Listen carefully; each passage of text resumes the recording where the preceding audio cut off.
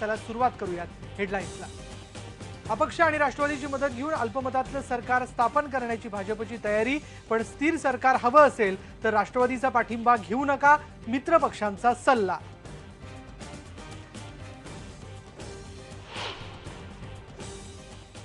नागपूरमध्ये राजकीय हालचालींना वेग, नितीन गडकरींनी घेतली सरसंघचालक मोहन भागवतांची भेट, मात्र कुठल्याही राजकीय मुद्द्यावर चर्चा नाही, गडकरींचा दावा।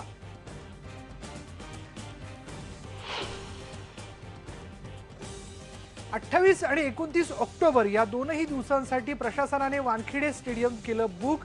राजशिष्टाचार विभाग, पोलीस आणि महापालिका ऑफिसर्सनी केली वानखेडेची पाहणी।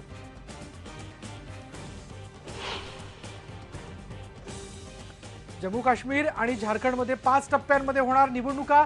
25 नोव्हेंबर ते 20 डिसेंबर या काळात मतदान, 23 डिसेंबरला होणार मतमोजणी।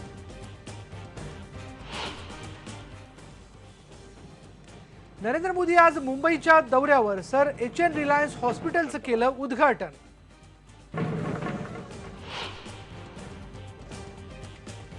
ज्येष्ठ अभिनेते सदाशिव अमरापूरकर यांची प्रकृती अत्यवस्थ, मुंबईतील कोकिळाबेन अंबानी हॉस्पिटलमध्ये त्यांच्यावर उपचार सुरू। परतीच्या पावसाचा शेतीला फटका, सिंधुदुर्गात भात शेतीचं मोठं नुकसान।